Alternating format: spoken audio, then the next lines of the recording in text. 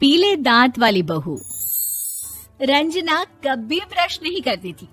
उसे कितनी बार उसके माँ बाप ने डांटा, लेकिन उसका कोई असर उस पर होता ही नहीं था, जिस कारण से उसके दांत पीले पीले हो जाते हैं। शादी के बाद।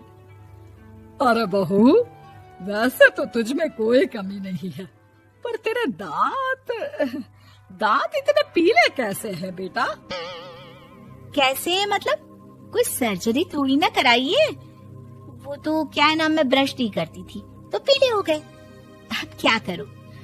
आप कहें तो लाल करवा लूं या फिर काले? यार ये क्या है, क्यों माँ से लड़ रही हो? लड़ रही हूँ?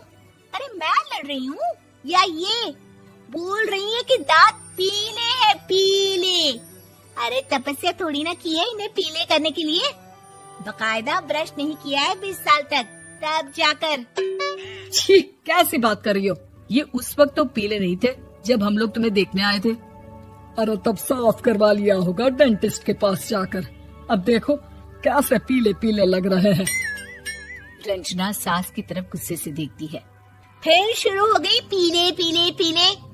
अरे पीले तो तब भी थे जब मेरे हाथ का रसगुल्ला उड़ा उड़ा कर खा रही थी और बोल रही थी, लड़की नहीं गुणों का खजाना दे रहे भाई साहब आप। खैर, अब वो लोग करते भी तो क्या करते, पीले दांत वाली बहू पल्ले पड़ी थी तो झेलना तो था ही।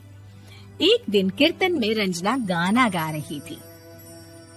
अरे कमला बहन, माँ का द्वार है, यहाँ तो सब शुद्ध होकर आते हैं, फिर अपनी बहू को ब्रश भी नहीं करवाती तुम। दूर से पीले पीले दांत भक्ति में बाधा उत्पन्न कर रहे हैं। अरे कोई 2 साल की बच्ची थोड़ी ना लेकर आई हूँ मैं बहू बनाकर। अच्छी खासी लड़की है, अरे कैसे करवाऊं ब्रश?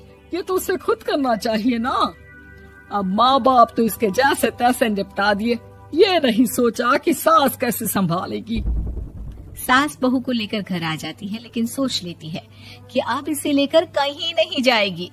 अगले रोज बहू कहती है, अरे क्या हो गया, मंदिर नहीं जाना क्या? कीर्तन का वक्त हो रहा है। मेरी मधुर वाणी से कान्हा जी जागते हैं और सोते हैं। आप तो जानती है ना उनकी भक्ति में कितना मन लगता है मेरा। वो क्या है ना, तबीयत ठीक नहीं लग रही है मेरी, आराम करूंगी मैं। तबीयत ठीक नहीं लग रही? अभी तो मिथुन के गाने पर नाच रही थी आप, और अब बोल रही है कि तबीयत ठीक नहीं लग रही। अरे भक्ति में मन लगा लो सासू माँ, ऊपर जाना है, क्या मुंह दिखाओगी आप? हाँ? सास को बहू की बात पर गुस्सा आ जाता है। मैं क्या मुंह दिखाऊंगी, इसकी चिंता तो ना कर, समझी?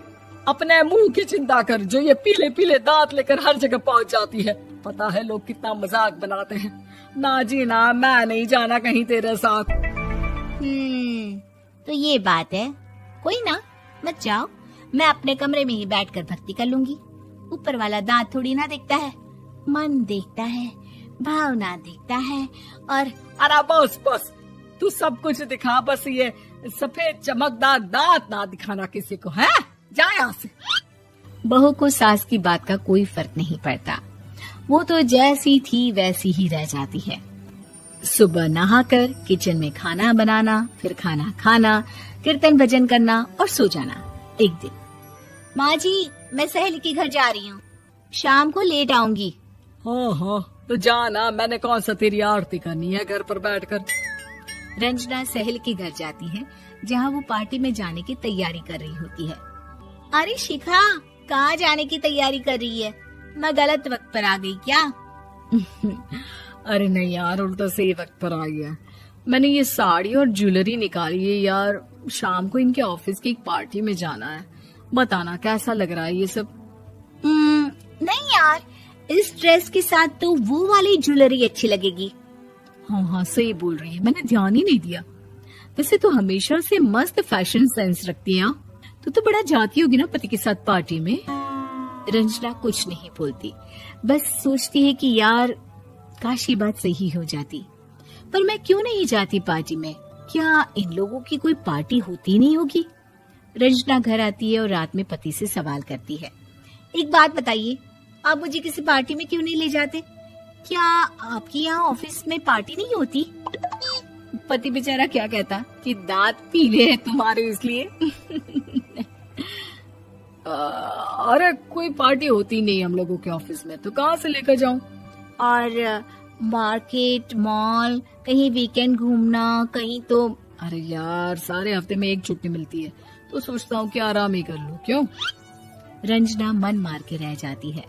पहले कभी सास के साथ मंदिर जाया करती थी, लेकिन वो भी सास ने ले जाना बंद कर दिया। घर बैठी बैठी रंजना बोर हो जाती है।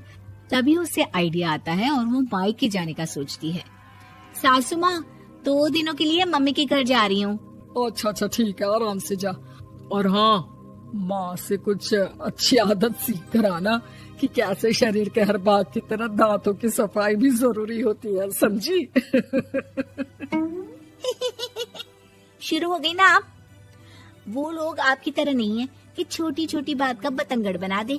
उन लोगों के लिए मैं मायने रखती हूँ, ना कि मेरे पीले पीले दांत।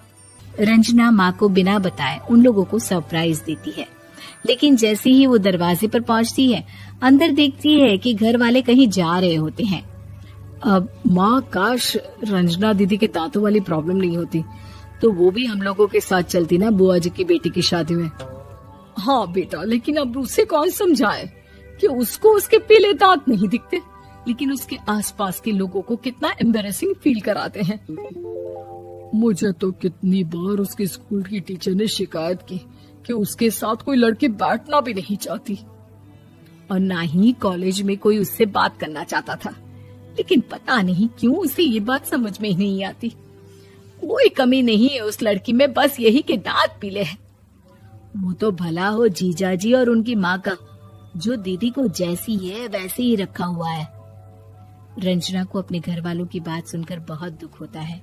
वो सोचती है कि वो क्या करे, लेकिन फिर वो सीधा डेंटिस्ट के पास जाती है, अपने दांत चमकाती है और कसम खाती है कि वो रोज ब्रश करेगी। अरे क्या हो गया?